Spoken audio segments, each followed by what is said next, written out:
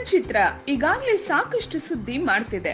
ನಿರ್ದೇಶಕ ಪ್ರೇಮ್ ಅವರು ಶಿವಣ್ಣ ಮತ್ತು ಸುದೀಪ್ ಅವರನ್ನ ಒಟ್ಟಿಗೆ ಹಾಕೊಂಡು ಈ ಸಿನಿಮಾ ಮಾಡ್ತಿದ್ದಾರೆ ಅಂದಾಗ್ಲೇ ಈ ಚಿತ್ರದ ಬಗೆಗಿನ ನಿರೀಕ್ಷೆಗಳು ಗರಿಗೆದರಿದ್ವು. ಅಷ್ಟೊತ್ತಿಗೆ ದಿ ವಿಲನ್ ಚಿತ್ರದ ಫಸ್ಟ್ ಲುಕ್ ರಿಲೀಸ್ ಆಗಿದ್ದೇ ತಡ. ಶಿವಣ್ಣ ಮತ್ತು ಸುದೀಪ್ ಅವರ ಹೇರ್ ಸ್ಟೈಲ್ ನೋಡಿ ಅವರ ಅಭಿಮಾನಿಗಳು ಹುಚ್ಚೆದ್ದು ಕುಣಿದಿದ್ರು.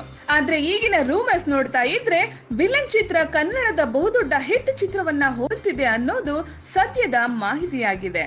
ಹೌದು, 1975ರಲ್ಲಿ ತೆರೆ ಕಂಡ ಅಣ್ಣ ಅವರು ನಟಿಸಿದ ದಾರಿ ತಪ್ಪಿದ ಮಗ ಚಿತ್ರದಂತೆ ದಿ ವಿಲನ್ ಚಿತ್ರವು ಕೂಡ ಸಹೋದರರ ಕುರಿತ ಚಿತ್ರವಾಗಿದ್ದು ಶಿವಣ್ಣ ಮತ್ತು ಸುದೀಪ್ ಅಣ್ಣ ತಮ್ಮಂದಿರಾಗಿ ಕಾಣಿಸಿಕೊಳ್ಳಲಿದ್ದಾರೆ. ಇನ್ನು ದಾರಿ ತಪ್ಪಿದ ಮಗ ಚಿತ್ರದಲ್ಲಿ ಅಣ್ಣವರು ಒಬ್ಬ ಒಳ್ಳೆಯವನಾಗಿ ಮತ್ತೊಬ್ಬ ಕಳ್ಳನ ಪಾತ್ರದಲ್ಲಿ ನಟಿಸಿದ್ರು. ಅಂತೂ ರಾಮ ರಾವಣ ಅನ್ನುವ ಸಬ್ ಟೈಟಲ್ ನೊಂದಿಗೆ ವಿಲನ್ ಚಿತ್ರವು ಕೂಡ ದಾರಿ ತಪ್ಪಿದ ಮಗ ಚಿತ್ರದ ಕಥೆಯಂತಿರೋದು ಸದ್ಯದ ಮಾಹಿತಿಯಾಗಿದೆ. ಹೆಚ್ಚಿನ ಸಿನಿಮಾ ಮಾಹಿತಿಗಳಿಗಾಗಿ ಸಿನಿ ಸರ್ಕಲ್ನ ಸಬ್ಸ್ಕ್ರೈಬ್ ಮಾಡಿ. Thank you.